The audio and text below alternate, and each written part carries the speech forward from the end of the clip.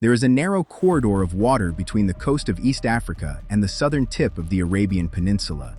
It is barely 30 kilometers wide at its tightest point, and every single day, roughly 12% of all global trade squeezes through it.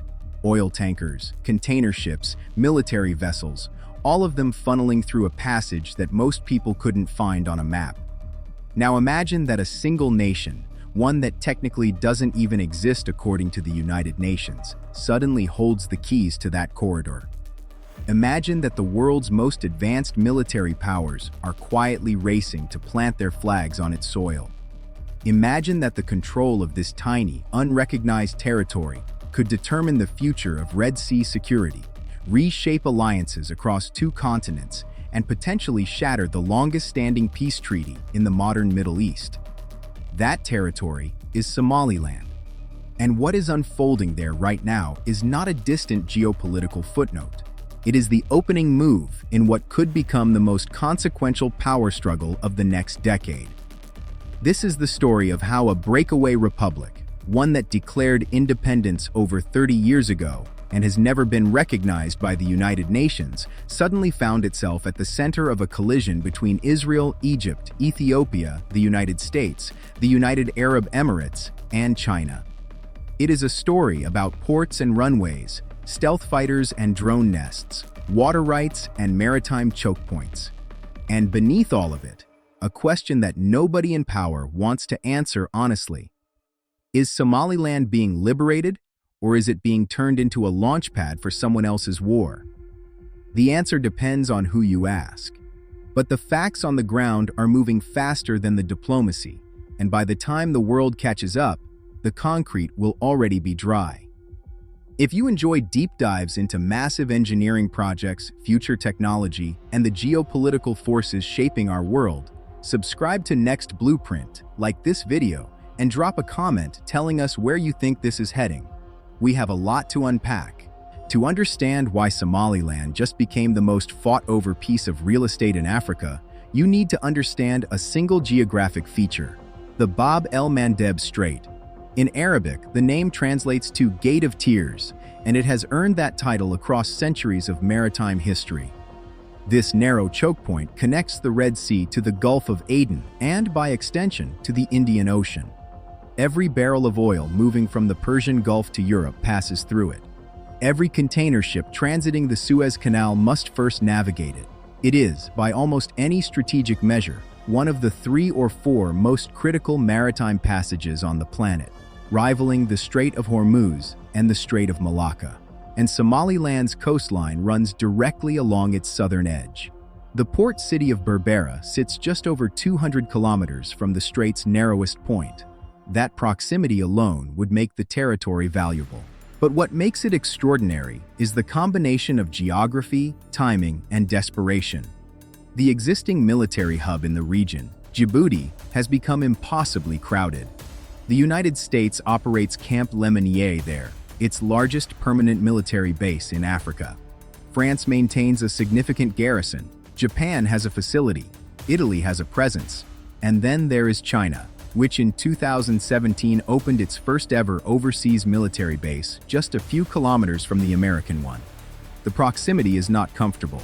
American commanders have reported Chinese nationals pointing military-grade lasers at U.S. aircraft. Intelligence officials have raised concerns about surveillance and electronic eavesdropping. The base in Djibouti is compromised not by any single threat, but by the sheer density of competing powers crammed into a space the size of a small city. Somaliland offers an alternative, a clean slate, hundreds of kilometers of undeveloped coastline, a government desperate for international recognition and willing to make extraordinary deals to get it, and a runway in Berbera that was originally built during the Cold War to handle some of the largest aircraft ever made, including serving as an emergency landing strip for the NASA space shuttle. That runway is no longer sitting idle. The moment that transformed Somaliland from a geopolitical curiosity into a flashpoint came on December 26, 2025, when Israel officially recognized Somaliland as a sovereign nation. It was the first United Nations member state to ever do so. The timing was not accidental. It landed during the holiday lull, when Western newsrooms were running skeleton crews and global attention was elsewhere. But this was not a symbolic gesture of diplomatic goodwill. Behind the recognition lay months of covert preparation, billions of dollars in strategic calculation, and a military logic that, once you see it, you cannot unsee. For Israel, the Red Sea has become an active combat zone. Houthi forces in Yemen, backed by Iran, have spent the past 2 years launching missiles and drones at commercial shipping, effectively weaponizing the Bab El Mandeb. Before the Somaliland arrangement, striking Houthi targets required Israeli aircraft to fly over 2,000 kilometers from bases in the Negev desert, often requiring mid-air refueling and complex coordination with allied nations. The flight time created delays, the distance created risk, and the logistics created dependency on partners who might not always be willing. Berbera changes the math entirely.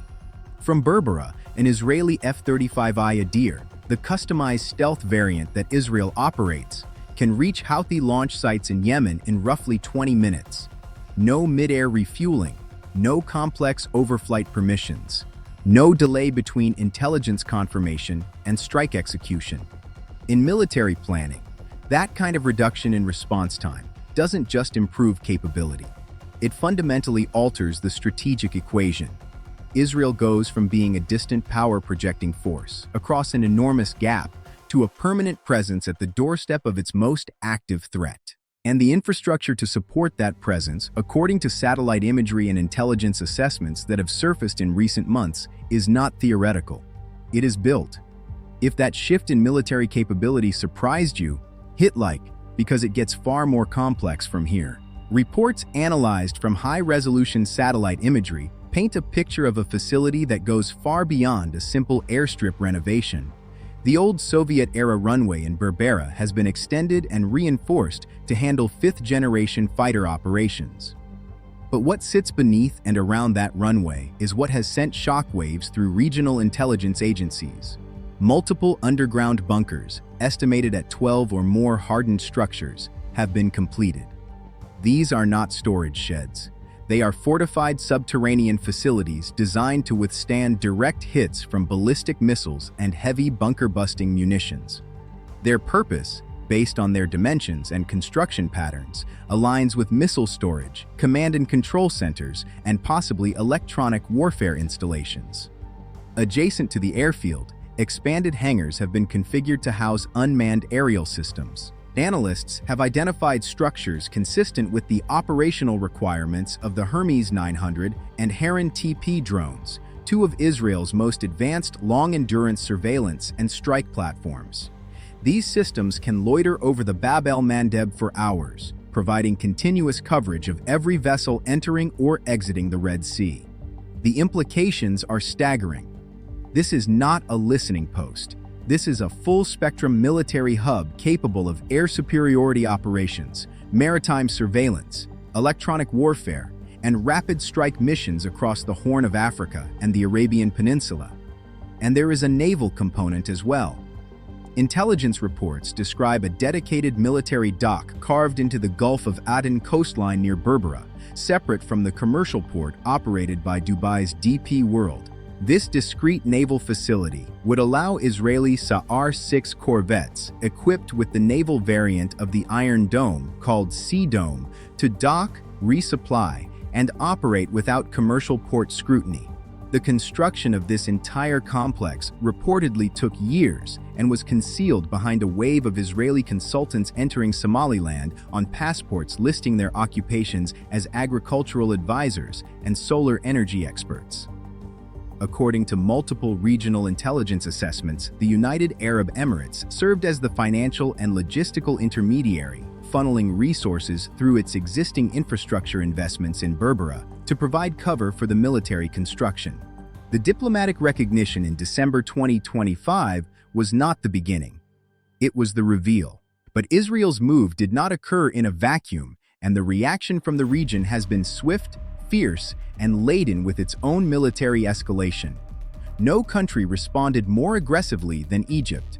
To understand why Cairo views the Somaliland arrangement as an existential threat, you have to look beyond the Red Sea and toward a river, the Nile. Egypt and Ethiopia have been locked in an increasingly bitter dispute over the Grand Ethiopian Renaissance Dam, a massive hydroelectric project on the Blue Nile that Egypt believes threatens its water supply. For Egypt, the Nile is not a policy issue, it is a survival issue. 97% of Egypt's freshwater comes from the Nile, and any upstream control by Ethiopia represents a leverage point that Cairo cannot tolerate. Now consider the geometry. Ethiopia is landlocked. It has no direct access to the sea. For years, this geographic limitation has been one of Egypt's few strategic advantages in the dispute. Ethiopia depends on Djibouti for virtually all of its maritime trade, and that dependency gives regional actors, including Egypt, indirect influence. The Somaliland deal threatens to erase that advantage entirely. The Memorandum of Understanding signed between Ethiopia and Somaliland in early 2024, which would grant Ethiopia access to a port on the Somaliland coast, potentially including a naval facility, in exchange for Ethiopian recognition of Somaliland's sovereignty, creates a direct corridor from the Ethiopian highlands to the Gulf of Aden. If Israel and Ethiopia align through Somaliland, Egypt faces a nightmare scenario. A Jerusalem-Addis Ababa axis with a shared strategic foothold on the Red Sea, bypassing Egyptian influence and potentially enabling Ethiopian control over Nile water flow with impunity, backed by Israeli military technology and intelligence capabilities. Egypt's response has been to fortify on multiple fronts simultaneously. In the Sinai Peninsula, the buffer zone that has kept the Egyptian-Israeli border stable since the 1979 Camp David Accords, Cairo has deployed an estimated 40,000 troops, far exceeding the limits established under Annex 1 of the treaty. Tanks, armored personnel carriers, and long-range artillery have moved into zones that were supposed to remain demilitarized. Most critically, Egypt has deployed the Chinese-manufactured HQ-9B long-range air defense system in the Sinai. This system, with a range of approximately 260 kilometers, creates an anti-access bubble that extends deep into Israeli airspace over the Negev desert. It can track up to 100 targets simultaneously using advanced active electronically scanned array radar. For the Israeli Air Force, which has enjoyed uncontested dominance over its southern border for decades, this changes the operational landscape dramatically. And Egypt has not limited its response to the Sinai. 10,000 Egyptian troops have been deployed to Mogadishu, the capital of Somalia, ostensibly as part of a peacekeeping and stabilization mission, but widely understood as a forward positioning of forces to counterbalance the Israeli and Ethiopian presence in Somaliland. Cairo has drawn a line, and it is reinforcing that line with hardware. Subscribe if you want to understand how these technologies and power plays are reshaping the future, because the next layer of this story reveals why even the United States is quietly repositioning. The American dimension of the Somaliland equation is perhaps the least discussed and the most consequential. In November 2025, just weeks before Israel's recognition announcement, the commander of United States Africa Command, General Dagan Anderson, was on the ground in Berbera. The visit was not widely publicized, but its meaning was unmistakable. The United States is looking for alternatives to Djibouti, and Berbera is at the top of the list. The problems with Djibouti are well documented. The Chinese military base, located just kilometers from Camp Lemonnier, has created persistent counterintelligence concerns. The small country's government, under President Ismail Omar Guelleh, has shown increasing willingness to leverage its position between Washington and Beijing, extracting ever larger payments for base access while making no guarantees of exclusivity. Berbera solves multiple problems simultaneously. It offers a Western-aligned facility outside the surveillance range of Chinese assets in Djibouti. It provides direct access to the Gulf of Aden and the Bab El Mandeb without the congestion of competing military installations. And it creates redundancy, ensuring that if Djibouti becomes politically untenable, the United States does not lose its foothold in the Horn of Africa. But American involvement also raises the stakes astronomically. If the Berbera facility becomes a joint US-Israeli hub, It transforms Somaliland from a regional flashpoint into a node in the global superpower competition between the United States and China. Beijing has invested heavily in the Horn of Africa through belt and road infrastructure projects, and a Western military consolidation in Somaliland would be viewed in Beijing as a direct attempt to constrain Chinese maritime access to the Indian Ocean and the Red Sea. The layers of conflict multiply. What begins as a question about Somaliland's sovereignty becomes a proxy for the US-China rivalry, the Israeli-Iranian shadow war, the Egypt-Ethiopia-Nile dispute, and the broader struggle for control of the world's most critical maritime choke points. Every additional player that enters the equation adds new tripwires, and the margin for miscalculation shrinks. For Somaliland itself, the calculus is deceptively simple on the surface but treacherous underneath. The territory has operated as a de facto independent state since 1991, when it declared its separation from Somalia following the collapse of the Siad Barre regime. In the 3 decades since, it has built its own government, conducted multiple peaceful transitions of power through democratic elections, established its own currency, and maintained a level of stability that stands in stark contrast to the chaos that has plagued southern Somalia. And yet, not a single UN member state recognized it until Israel. The reasons for this long diplomatic isolation are complex, rooted in the African Union's deep reluctance to redraw colonial-era borders, and the international community's fear that recognizing Somaliland would encourage secessionist movements across the continent. But for Somaliland's 3.5 million people, the lack of recognition has meant exclusion from international financial institutions, limited access to foreign aid, and an inability to participate in global trade on equal terms. The Israeli deal and the Ethiopian Memorandum of Understanding offer something that 30 years of quiet state building could not achieve: a seat at the table. In exchange, Somaliland has offered something it has in abundance: strategic geography, and something it may not fully control: the consequences of becoming a military platform for external powers. Some experts believe this is a masterstroke, a small nation leveraging its only irreplaceable asset to achieve the recognition and security guarantees it has sought for decades. Critics argue it is a Faustian bargain, trading long-term sovereignty for short-term validation and inviting a level of military competition that could turn the territory into a target rather than a partner. The Houthis have already declared Berbera a military target. Mogadishu has condemned the recognition as a violation of Somali sovereignty. Protests have erupted across the region, and the diplomatic fallout is spreading faster than any of the parties involved seem prepared to manage. Comment below if you think Somaliland made the right call or if this gamble could backfire catastrophically. We want to hear your perspective. The security dilemma now enveloping the Horn of Africa follows a pattern that military strategists have studied for centuries but have never successfully resolved. Every move made by one side to enhance its own security is perceived by the other side as a threat, triggering a countermove that escalates the cycle. Egypt fortifies the Sinai to protect its water rights and Red Sea interests.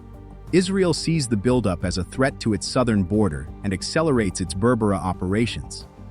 Egypt sees Berbera as encirclement and deploys forces to Mogadishu. Ethiopia sees Egyptian troops in Mogadishu as a threat to its port access and deepens its alignment with Israel. Each action is rational from the perspective of the actor taking it, and each action brings the entire system closer to a breaking point. The Camp David Accords, which survived 4 decades of assassinations, wars, and revolutions, are under more structural pressure than at any point since their signing. Israeli Prime Minister Benjamin Netanyahu has publicly warned of an excessive Egyptian military buildup in the Sinai. Egyptian President Abdel Fattah el-Sisi has publicly called Israel's Somaliland engagement a threat to regional stability.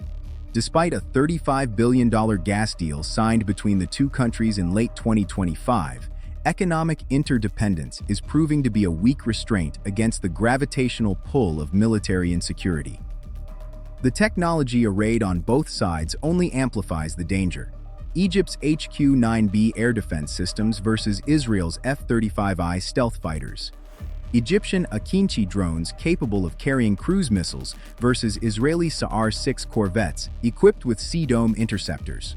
The Red Sea, once a relatively stable corridor, managed through a fragile but functional balance of power, is becoming an arena of overlapping kill zones and competing surveillance networks. A single miscalculation, a drone flight interpreted as hostile, a naval encounter in contested waters, a missile test that crosses an unspoken boundary could trigger a chain of events that shuts down 12% of global trade and shatters the most successful peace agreement in modern Middle Eastern history.